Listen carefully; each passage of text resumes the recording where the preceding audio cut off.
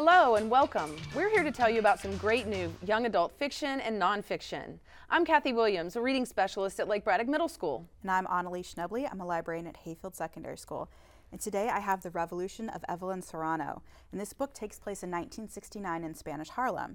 And Evelyn, her first name's actually Rosa, but doesn't really want to stick out. She's Puerto Rican, but she kind of wants to hide that part of her heritage. And she really is having kind of a tough time. Her mom is definitely not the kind of woman that Evelyn wants to be. She thinks she's too boring and old-fashioned and doesn't really stick up for herself. And Evelyn is exactly the opposite. And things start to get a little tricky when her grandma shows up. Her grandma, who is absolutely nothing like her mom. She's wild, she's fun, she wears bright colors, and she's just a very different person.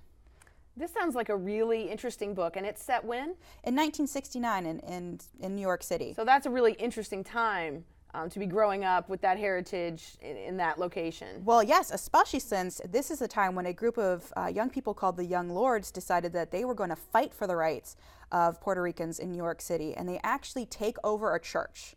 They barricade the doors and they start providing services for people in the community. And I had no idea that this had happened, and this was kind of a new chapter that I learned about in the civil rights movement.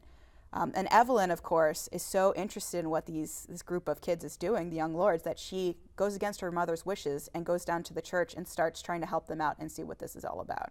That's cool. I like books where I can learn something about history that I didn't know. Right, and this is definitely one that will do that for you. Great. And that's today's book talk.